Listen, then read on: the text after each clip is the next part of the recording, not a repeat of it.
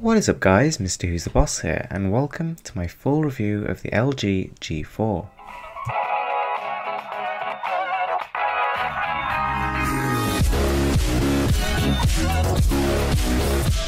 So this phone could blind you with its specifications. It's got a hexa-core processor, 3GB of RAM, a 2560 by 1440 IPS quantum display. But how does this thing actually stack up? Let's start by looking at the build. Now there is no denying whatsoever that the LG G4 is at the pinnacle of the way phones look. This thing is absolutely gorgeous. From its metallic look body to its slightly curved display and huge actual screen to bezel ratio, this thing is just a gorgeous device to look at all the way around. There's absolutely zero creaking, which is one of my main concerns considering that's what I experienced with the G3. Now on the back we have this phone's standout feature, its f1.8 16 megapixel camera, which we'll take a look at later. And on the front we actually have a surprisingly high 8 megapixel selfie camera. That's really quite interesting. So this device is not going to win any awards for thinness, lightness or cutting edge design. It's using basically exactly the same shape as the LG G3, just with a very slight curve on the actual front display, which to be honest just gives the phone a little bit more character. It makes it quite an interesting device to look at. The back though, although looking like metal, is a very obvious plastic and doesn't feel too great. I mean, it's not exactly sticky and fingerprint magnety, but it just doesn't feel like a really premium high quality device. The buttons on the back feel pretty nice. I mean, they're basically exactly copy and pasted from last year's model. They're responsive and in just the right place. After a little bit of use, you'll love them. So in terms of build overall, I'd say this device has a lot of character. It looks distinguished and it looks high-end. However, I guess the plastic is not exactly the best choice of materials. Anyways, features. So the first thing you're going to see is this gorgeous display, and I have to say this is the best phone display I've ever seen on any mobile device. It is absolutely glorious. This is a Quad HD IPS display, and I mean these colours just pop. I mean if you look at the reds, they're practically shrieking at you. It's really impressive. The G3's display was a little bit of a letdown due to its neutral colours and faded palette, but now LG have really stepped up their game and this is a gorgeous display. So now let's talk about the camera, and this is outstanding. I mean, to start with, you'll notice when you boot up the camera app, it boots up practically instantly. I mean, LG said that they spent a lot of time with the Snapdragon 808 optimizing it, and they've really spent a lot of time on the camera app especially. You can tell that this is where the focus of the phone lies. They've got almost all the features you'd find on a professional SLR camera. The ability to fix ISO levels, white balance, aperture. It's really intense. And then for those people who don't want that, you simply switch to auto mode and automatically capture just some incredible shots. Now being a 1.8 aperture lens, you get some serious depth of field here. You're getting great contrast, gorgeous colours that really just jump out of the display and hit you in the face. Then, I mean, you can also see that we've got 16 megapixels of detail here, and they're all being utilized. Compared to last year's model, you're getting a hell of a lot more detail, and it really does shine through. Furthermore, you're actually getting a ridiculously fast shutter speed. This thing can snap like 9 photos in a second.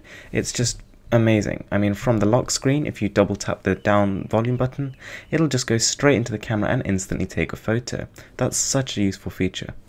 This lens will just amaze you. In everything you take, people will literally just gawp at the photos. They will almost not believe that they're taken from a phone.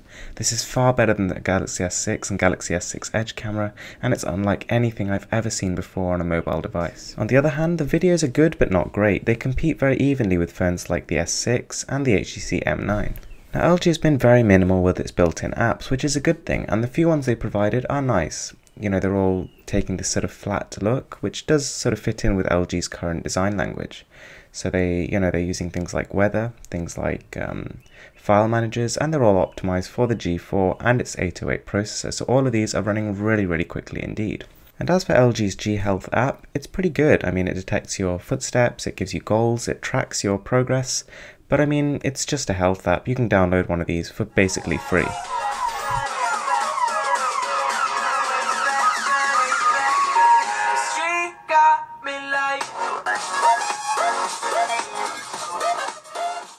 The speaker though is really quite good. It's well above average, and although not quite getting to the HTC One M8, One M9 standard, it's as good as they get for most devices.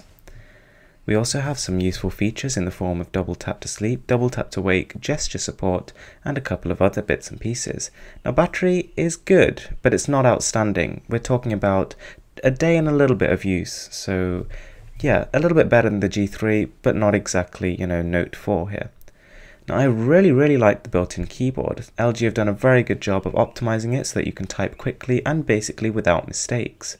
I mean, obviously I'm a little bit slow here due to, the camera, but it really is quite a good keyboard. So in terms of features, the G4 has it all. Now, let's talk about performance. So in terms of day-to-day use, you'll notice very little lag indeed, but I have to say LG's UI just feels a little bit heavy. Every now and again you just feel like there's more there than needs to be, and there is occasional slowdown. Sometimes when you're multitasking, it'll take a little bit of time before it actually registers your click to open up a new app. So in terms of Antutu, this thing leaves everything from last year in the dust, but still loses quite significantly to phones like the S6, and is just below the HTC M9, so good performance, but not outstanding, and I mean it does almost feel like you're buying a good phone from last year than a next-gen device. Now gaming is also a bit of a mixed bag. All 2D games and 2.5D games run perfectly, but as soon as you get to really intense 3D games, things like Nova 3, Modern Combat, you'll notice they're running at a reduced frame rate compared to what you might expect from a flagship. Even games like Marvel Future Fight, which is little more than a top-down 3D action game, also show significant lags, which it's difficult to tell if it's due to bad optimization of the new chip or if it's due to just lack of power. But I mean, my feeling is that it's just not enough power to really drive these games at a 2K resolution yet, and I really think that the 810 and its improved GPU is needed for this. As with the UI, the internet browsing experience is very quick, but you just notice this slight hint of lag, this sort of slight delay before everything happens. So you'll see, for example, when I'm scrolling, it'll just take a little hint of time before, everything moves after your finger, and it just doesn't feel quite as responsive as the S6 or as the Note 4 or even the HTC One M8 from last year. So, the LG G4, what do I think? This is a great phone. It's a significant improvement on the predecessor in just about every single way. We've got a gigabyte more RAM, we've got a faster processor, we've got a hugely better camera, improved speakers, better display. It really is just leaps and bounds ahead of the G3. But I, to be honest, wasn't a big fan of the G3, and I have to say this phone still carries some of the flaws. For example, there's just not enough processing power here.